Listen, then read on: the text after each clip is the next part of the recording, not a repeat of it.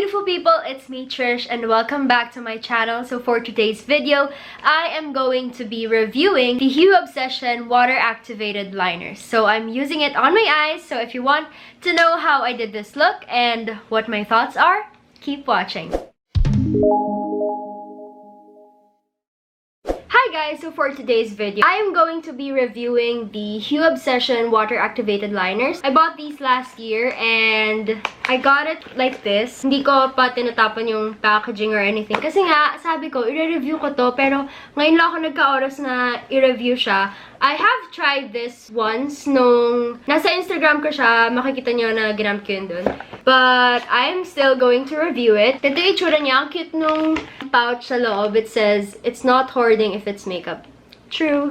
Hue Obsession actually launched last year since I don't have water activated liners and their brand is the first one that I saw that was going to sell water activated liners. Sabi ko, bibili ako niyan. You can buy these individually pero meron silang parang naging promo yung build a bundle. I got these for $699. Ito pa yung pinakaunang collection nila. Meron nang lumabas na dalawang collection ata if I'm not mistaken. It's so pretty. Ganito lang sila kaliit. Yan.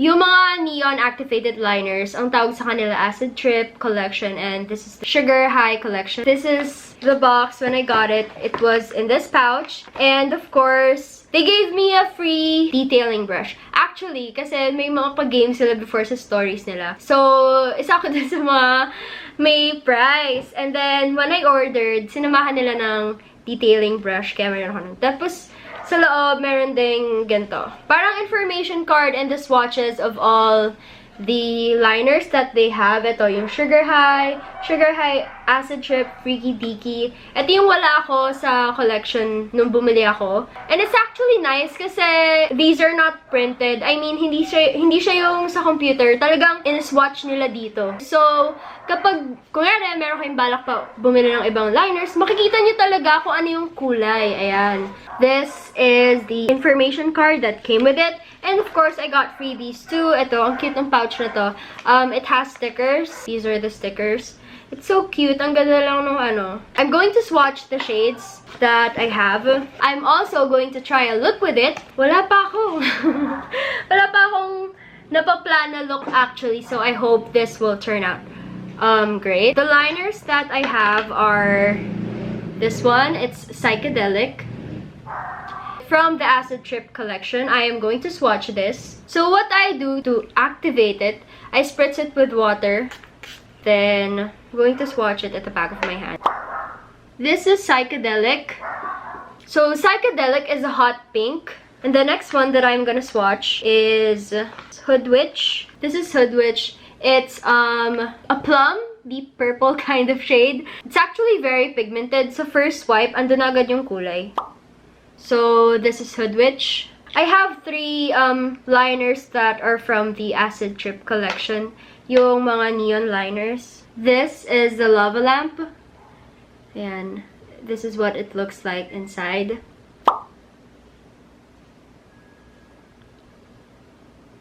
It's also bright orange. Now, this one is the Sugar High collection, means the pastel collection. This is Blueberry Slushy. Ang cute ng pagka-pastel niya. Yan, this is Blueberry Slushy. This is what it looks like. I already put some water.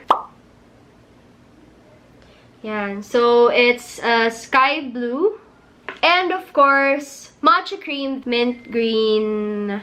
This is what it looks inside. It actually dries down pretty fast. This is matcha cream. What I like about the packaging is that it's really cute. Ang ganda nitong Acid Trip. Yung takip niya, it's pretty. And sa takip, makikita mo kung gaano karami yung makukuha nyo. So, in one pot, you get 3 grams. And sa likod, nakalagay yung manufacturing date and the expiration date. Mine will expire in 2022 pa. And this is cruelty-free, paraben-free. And same goes with the pastel pots. Yung Sugar High collection. Ang ganda nung sticker nung pot na to. Kasi glittery, ganon. Tapos it reminds me of a marshmallow. Mabilis siya matuyo. And it is smudge-proof. Yan. It's not yet smudging, and so far it doesn't look patchy. It's very pigmented, although it's not waterproof. It's not water resistant kasi nga these are water activated liners. But the beautiful are colors. But the colors are beautiful. Ang ganda ng payoff ng pigment. So I'm going to try it on my eyes. Hopefully. I already have an idea with what I'll do. So what I don't have is my eyeshadow. So this is the detailing brush that I have. I actually like it. When I tried it, it was very easy to use kasi it has a very, very thin tip. Ito, ganito itsura niya. Ayan. It has a very, very thin tip. That's why it is very easy to use. So I will use this, but I'll also use different types of brush. I'll use this detailing brush from iMagic. Sana kayanin kong gumawa ng look kasi ang tagal kong hindi nag-makeup ng ganito. So, anyways, I'll start now. The first one that I'll use is this Psychedelic. I'll put this here. Sa ibabaw ng crease ko. As you can see, it is very pigmented. Talagang nandyan na agad yung kulay.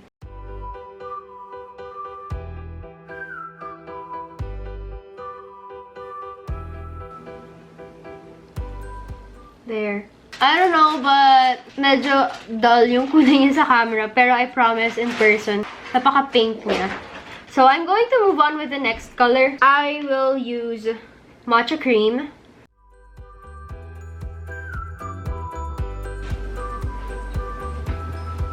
This is my weakness, liners. Kasi manginig yung kamay ko eh, pasmado ako. So, kailangan talaga very focused ako sa ginagawa ko.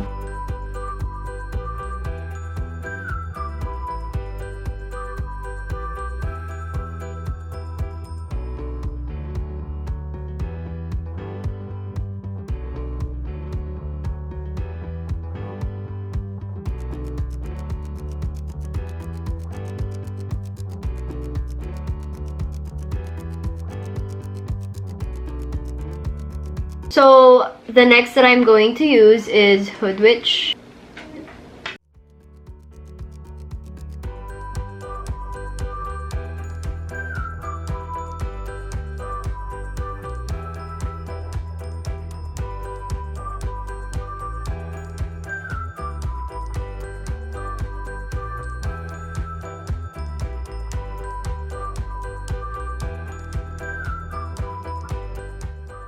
Now that I'm done with Hoodwich, I'll put this here.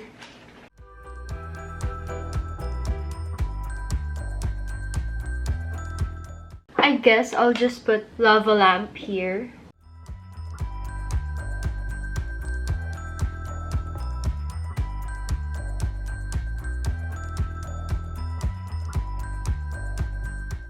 I'm done with my look. I just put on some lipstick, some false eyelashes, mascara, and I styled my hair a bit, which I regret. Anyways, I really liked my eye makeup. I'll show you a close-up. This is what I did with the activated water liners. I just put on some glitter na medyo hindi ko nagustuhan. I put on some false eyelashes, and I love the colors. I loved how it turned out. My final verdict for these water-activated liners, I will give this a 10 out of 10. Kasi ang ganda niya talaga. Ang ganda ng packaging, ang ganda ng pagkakagawa. It's long-lasting. It is smudge-proof. It's not waterproof. Pero it's okay kasi you can wear this, you know, kapag tinatamad kayo mag-eyeshadow, if you want to try something new. Gusto ko siya i-try na lalagyan ng water. Ayun, so it isn't really waterproof. Ayan. Pero syempre, di nyo naman siguro gaganunin. Siguro kung maglalagay lang kayo ng setting spray, my advice for you is to put on foundation first, then put on setting spray, then tsaka kayo mag-eyeshadow. Or, takpan nyo na lang yung mata nyo kung maglalagay kayo ng setting spray, ganun. Pero overall, I really liked my experience with the Hue Obsession water-activated liners. These retail for only $149 each. So these are the Hue Obsession water-activated liners. I really liked the colors. I like how pigmented it is, and it is not patchy. It's not that hard to put it on my eyes. I love how vibrant each color is. kahit yung mga pastel colors, ayan, kitang-kita naman yung mga pastel colors sa mata ko. It's not, it doesn't look faded. Although, hindi siya masyadong nabibigyan ng justice ng aking camera dahil hindi ganun kakita ang kulay. I wish I could try this in a UV light para makita niyo yung pagka-neon niya sa light. Hi guys! So, andito ko ngayon sa, kabilang kwarto na may LED lights. Ganito yung itsura ng mata ko sa may UV lights or, I don't know. Kakatapos ko lang mag-film. Tapos, ayun, naalala ko meron palang ganito. Baka gumana. So, ayun, gumagana siya. Try natin kapag blue. Kapag blue lang. Ganito itsura ng mata ko. Natanggal ko na yung false eyelashes ko kasi nagliligpit na talaga. It's so pretty. Ang ano ko lang, itong blueberry slushy, tsaka yung Hoodwich. Medyo parang hindi siya hindi ko alam. Parang hindi ganun kahalata yung pagka-neon niya. Siguro kasi dahil sa lights or masyado siyang dark. I don't know. Pero ang cute, ang pretty. This is what the graphic liners look like in a UV light or in LED lights. I don't know. So, nag-glow siya. So, yeah, if you want to purchase this, they're available on Shopee and you should follow them, Hue Obsession, on Instagram. This isn't sponsored. I actually really liked it when I tried it the first time. Overall, this is a really good product. You should purchase it. It's very affordable and you won't regret buying it. And plus, it's a local brand. Yeah, I hope you liked my review. I hope you like this look. I hope I can do more reviews, more makeup tutorials in the next vlogs. Kasi namiss ko talaga mag-makeup. Feeling ko ang tagal-tagal ko hindi nag-vlog na about makeup. I hope I can buy the other water-activated liners as well. Kasi meron pang dalawang collection na wala ako. Yung Freaky Deaky and yung Gayuma collection nila ngayong Valentine's. I think those are metallic shades. But anyways, I hope you like this video. See you in my next video. Bye! Don't forget to like, comment, and subscribe. And of course, don't forget to follow my social media accounts. My Instagram is Trish_Contreras and my Facebook is Trish Contreras. Bye guys! Till my next video!